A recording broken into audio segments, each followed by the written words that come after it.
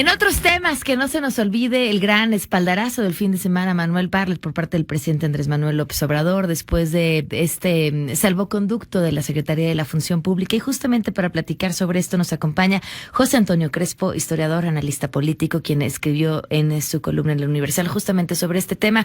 Gracias por acompañarnos y muy buenos días. Hola, ¿qué tal? Buenos días. Haces un recuento interesantísimo sobre esta relación entre Manuel Bartlett, su llegada a Morena y bueno, pues todo lo que hemos visto prácticamente desde el fin de semana. Cuéntanos.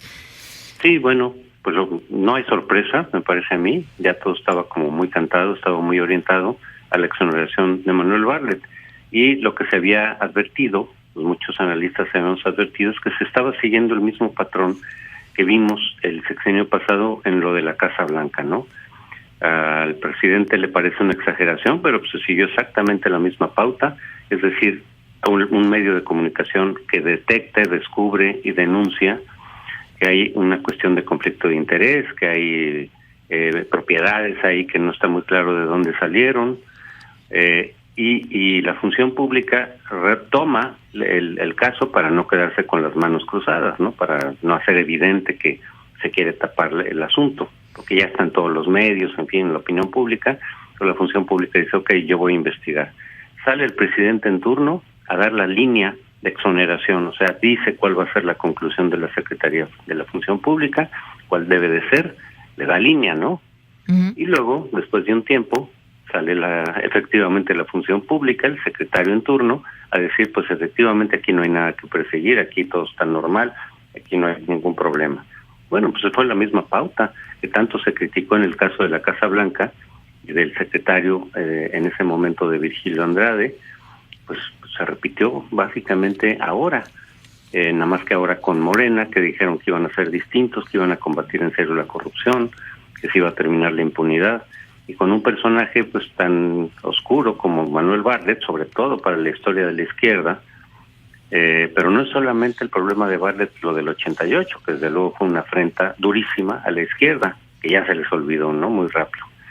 Sino, pues sabemos que habían ahí muchas cosas, muchas participaciones en cosas ocultas con Estados Unidos, etcétera, y propiedades que había que ver de dónde salieron, porque claro, cuando en algún momento la secretaria Irma Sandoval dijo, es que esas propiedades las hizo antes de ser funcionario público. Pues si Bartlett ha sido funcionario público prácticamente toda su vida, ¿no? Toda su carrera.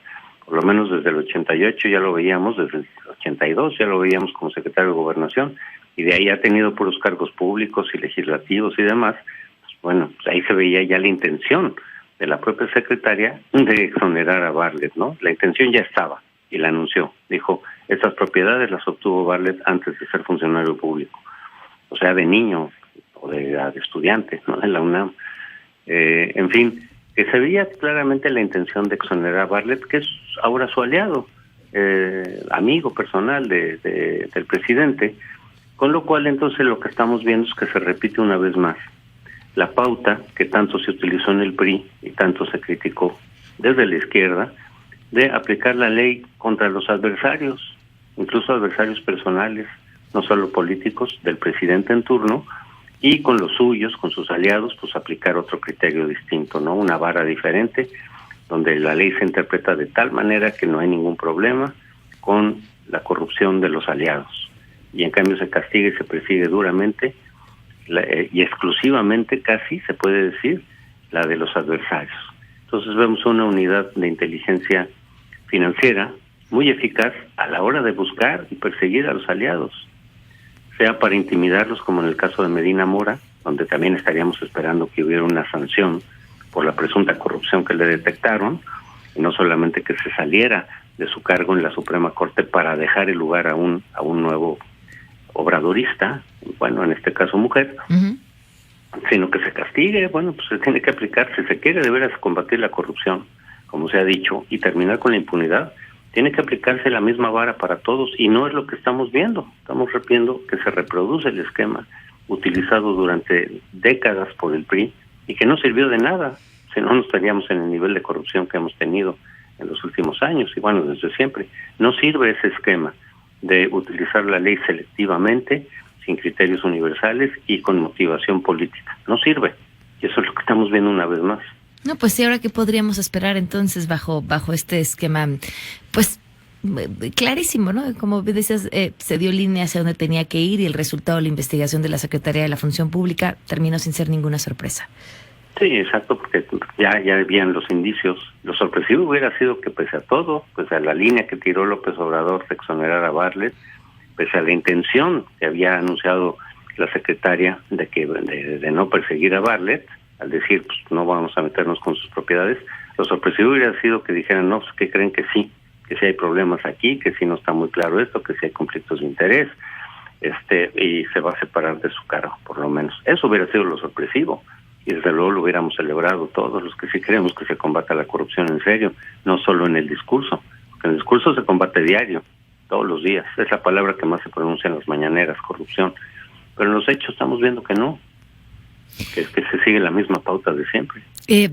Me imagino además tuviste oportunidad de ver el uso que se le dio a la cuenta de Twitter de la Secretaría de la Función Pública, pues prácticamente desde el viernes defendiendo a Ermeraindira Sandoval. Claro, de propaganda, ¿no? Aquí ya se está borrando mucho también en este gobierno la frontera que se había ido construyendo entre la institucionalidad pública y las cuestiones personales, por ejemplo, ¿no? O sea, muchas de las fronteras que se habían ido estableciendo también entre gobierno y partido, se están borrando fronteras otra vez. Pues porque se sienten muy confiados López Obrador y su equipo de que tienen millones y millones de seguidores incondicionales.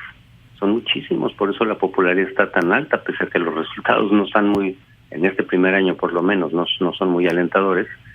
La popularidad sigue muy alta porque hay una gran cantidad de incondicionales que tienen ellos. Todos los partidos por definición tienen incondicionales, siempre, así ha sido siempre, así seguirá siendo, gente incondicional, simplemente que apoya a su partido o a su político favorito, haga lo que haga, lo que sea, no importa. Como lo dijo Trump en algún momento también, yo puedo matar a alguien ahí ¿no? A simple vista de todos y no voy a perder mi apoyo. Lo que pasa es que Morena ahorita y López Obrador en particular tiene muchísimos, entonces eso les da confianza para hacer lo que sea, porque van a tener una base de apoyo ahí muy firme, que no se va a mover, hagan lo que hagan y digan lo que digan. Eso les da confianza para hacer este tipo de cosas, ¿no? Y utilizar efectivamente la función pública, pero no solo, hemos visto también a las agencias de medios públicos, pues en plena propaganda todo el tiempo, haciendo propaganda gubernamental, que no es precisamente su función, o no se supone que esa era su función, pues ya lo están haciendo todo el tiempo. ¿Por qué? Porque están confiados en su base, enorme base de seguidores incondicionales. ¿Qué queda ante un panorama así desde el periodismo y desde la ciudadanía? Bueno, pues sí, seguir, ¿no? Cada quien seguir utilizando, digamos, los canales que perviven, democráticos, los medios, la libertad de expresión, ¿no? La oposición está muy debilitada, está muy desprestigiada, con lo cual se va a entorpecer y a dificultar que se construyan contrapesos firmes. Estamos viendo que en la Suprema Corte también se está debilitando el contrapeso, ¿no? Sí, hay un poco todavía, pero se va debilitando poco a poco. Entonces sí, el problema es ese, que se está concentrando mucho el poder. Las instituciones autónomas se están debilitando, están quedando bajo el control del Ejecutivo a través de sus nombramientos y del control que tienen en el Congreso, pues nombran a puros leales a López Obrador. No están ni siquiera con las cuotas. Las cuotas tenían su problema, pero por lo menos había mejor distribución de las cuotas entre los partidos. No era lo ideal, pero el hecho de que ahora todos los nombramientos sean leales de López Obrador, porque puede hacerlo en el Congreso, pues se está subordinando a esas instituciones. Las que deberían generar un contrapeso se están debilitando, se están subordinando al Ejecutivo. Y eso es un proceso de regresión, en la medida en que continúe, porque ya lo empezamos a ver este año, ya no es solo especulación, al principio era especulación, de que por ahí podían venir las cosas. No, pues ya lo estamos viendo que sí, en este año. En la medida en que eso siga, pues los pocos contrapesos que quedan van a desaparecer. O van a quedar tan débiles que ya todo el poder va a quedar una vez más concentrado en la presidencia. José Antonio, muchísimas gracias por habernos acompañado esta mañana. Con mucho gusto. Buenos días. Muy buenos días.